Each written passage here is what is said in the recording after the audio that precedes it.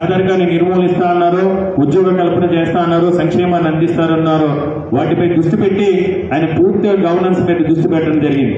మాలాంటి వాళ్ళు, జగన్మోహన్ రెడ్డి గారు అనుకున్న మాలాంటి వాళ్ళు పార్టీ నిర్మాణం విషయంలో కానీ పార్టీ కార్యకర్తల విషయంలో కానీ కొంత నిర్లక్ష్యం వహించిన మాట వాస్తవం. ఈ వాస్తవాలన్నీ కూడా ఇప్పుడు జగన్మోహన్ రెడ్డి గారు కూడా గ్రహించారు. జగన్మోహన్ రెడ్డి గారు కూడా చెప్పడం జరిగింది. రేపు 2028లో వైఎస్ఆర్ కాంగ్రెస్ పార్టీ అధికారంలోకి వచ్చిన తర్వాత ఎవరైతే ఇప్పుడు పార్టీ కోసం, పార్టీ నిర్మాణం కోసం, పార్టీని అధికారంలో తీసుకురావడం కోసం పోరాటాలు చేశారో, ఎవరైతే నాయకత్వం వహించి పార్టీ నిర్మాణాలు ముందుకు తీసుకెళ్లాలో వారి ద్వారా మాత్రమే ప్రతి కార్యక్రమాన్ని కూడా రేపు రాబో రోజుల్లో వైఎస్ఆర్ కాంగ్రెస్ పార్టీలో అమలు చేయడం జరుగుతుంది జగన్మోహన్ రెడ్డి గారు చెప్పడం జరిగింది. ఆ విషయం మీ అందరికీ కూడా తెలిసిందే.